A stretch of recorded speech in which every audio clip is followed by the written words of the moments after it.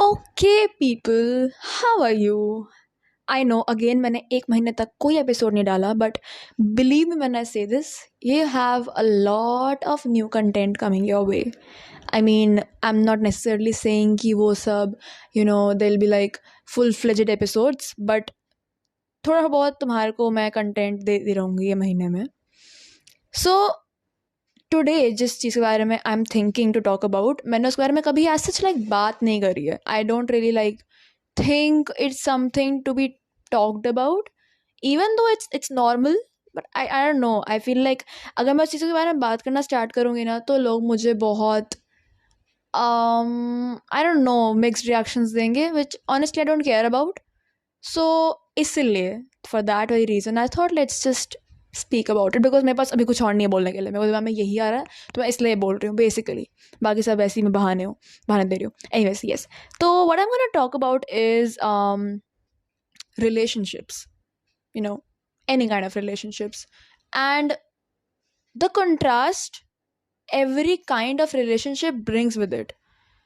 As in, okay, so I'm gonna take example of two kinds of relationships, and जिसमें I'll draw a contrasting statement, and basically you will understand what I'm saying. Okay, so according to me, there are like two types of relationships. एक होता है जिसमें initially जो भी वो दो लोग हैं, the couple, are like very understanding and mature and calm and just perfect. They go like perfectly together. But जैसे जैसे time बीतता है, that thing fades away. That kind of understanding, that kind of love, that kind of care, that just fades away. You can actually see that happening.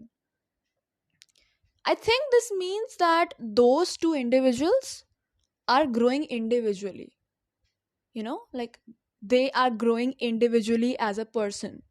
They are finding themselves, they are treasuring what they are doing in their individual lives.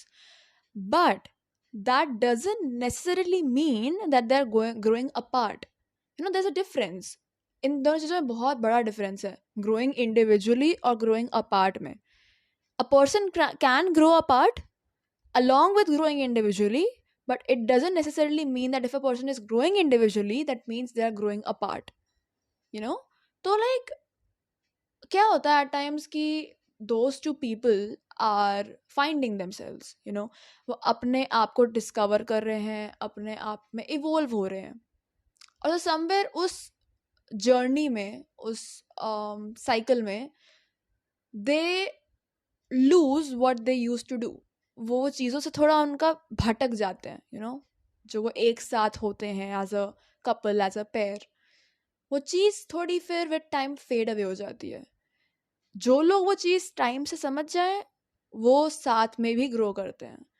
But जो लोग वो चीज़ time से नहीं समझ पाते, and when it's just too late to do anything about, that is when you understand that they were actually growing apart, not just individually. This actually means that they are adulterating. They were mature in a relationship, but now they're mature individually as individuals. This kind of relationship I like to call young love. Teenage love, young love, और पहला पहला प्यार, first love. तो अब ज़रूरी नहीं हो क्या एज का है, बट जो पहला पहला, the first time you feel something different you have never felt before for anybody else, उसमें ये चीज़ होना, I think over the course of time I have understood कि बहुत नॉर्मल है, होता है. बट उसको, वो नॉर्मल है तो उसको नॉर्मलाइज कर देना is, I think, something is not okay. तो just to like grow individually तुम बोलो कि ओके, तो मैंने ये चीज़ बहुत कॉमन लोगों के रिलेशनशिप्स में सुनी है कि I need my own time, I need my own space. So there is nothing wrong with that. What's wrong is जब उस चीज़ को हम लोग नॉर्मलाइज कर देते हैं कि in order for me to become mature, for me to become a good individual, I need to grow apart. तो तुम्हारे ग्रोइंग अपार्ट से तुमको मेच्योरिटी नहीं आएगी. दैट इज समथिंग जो लोग दो रिलेशनशिप में हैं, एक कपल हैं, उनको वो बात खुद से समझनी चाहिए, आने भी चाहिए, कि अगर तुम किसी और के साथ यू आर कमिटेड और आप हो अपने साथ किसी और को लेके चल रहे हो, तो आप में इतनी तो समझ होनी चाहिए कि with every phase of life at every stage चीज़ें थोड़ी डिफरेंट होंगी, एंड तुम उसको कैसे हैंडल करते हो वो तुम्हारे ऊपर है, किसी और के ऊपर नहीं. As I mention this before also मेरे बाकी के पॉडकास्ट में, that it's your choice. You choose to do something. तुम्हें कोई इन्फ्लुएंस करने का ट्राई कर सकता है, टोटली कर नहीं सकता जब तक तुम वो चीज़ चूज ना करो.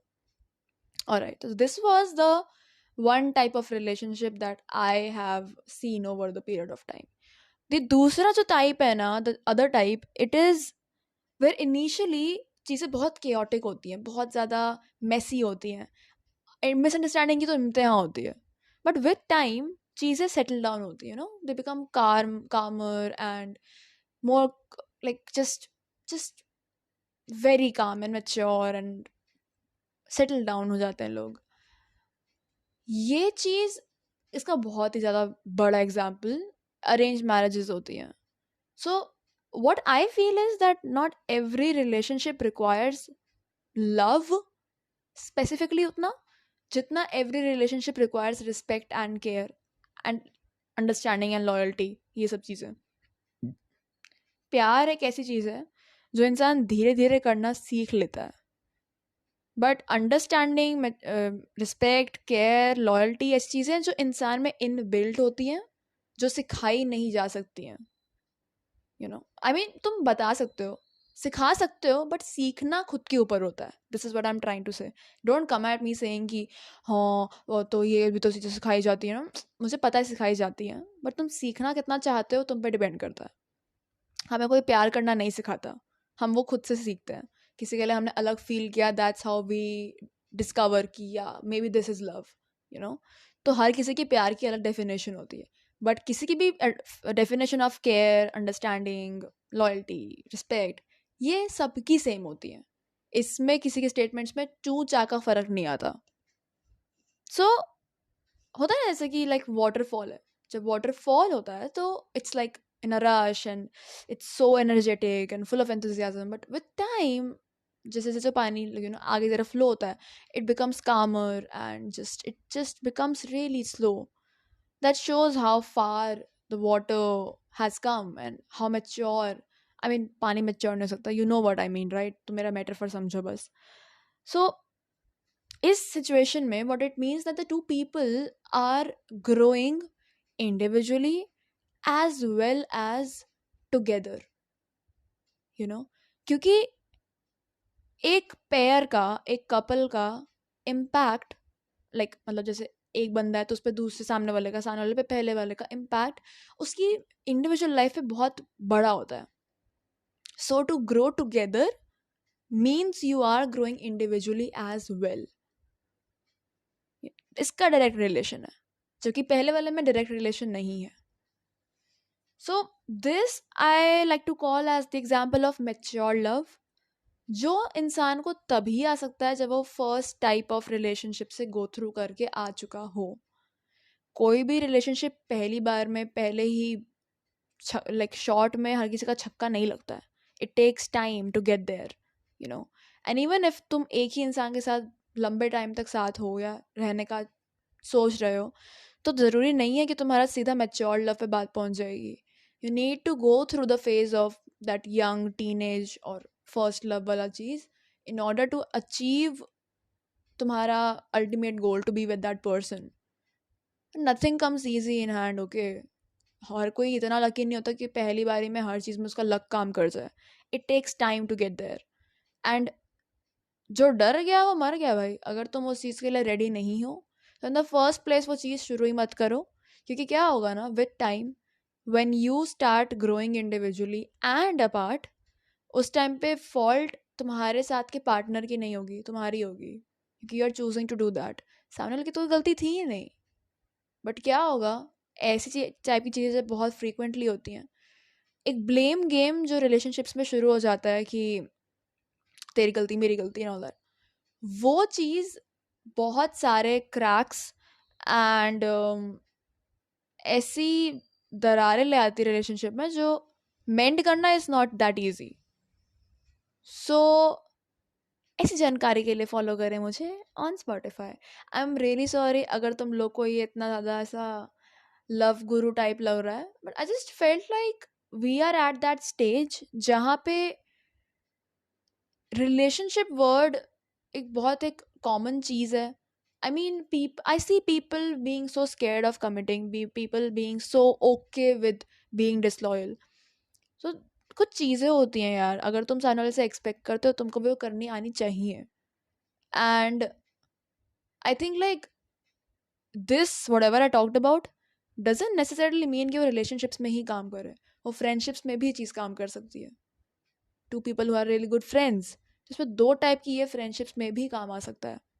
तो जैसे भी तुमको लेना है तुम ले सकते हो इस चीज़ को, काम आए तो अच्छा, ना आए तो भी अच्छा। अब क्या बोलूँ मैं, तो आई जस्ट लेकिन still hope you could understand what I am trying to say. And yeah, on that note, I'll see you soon. Till then, peace out.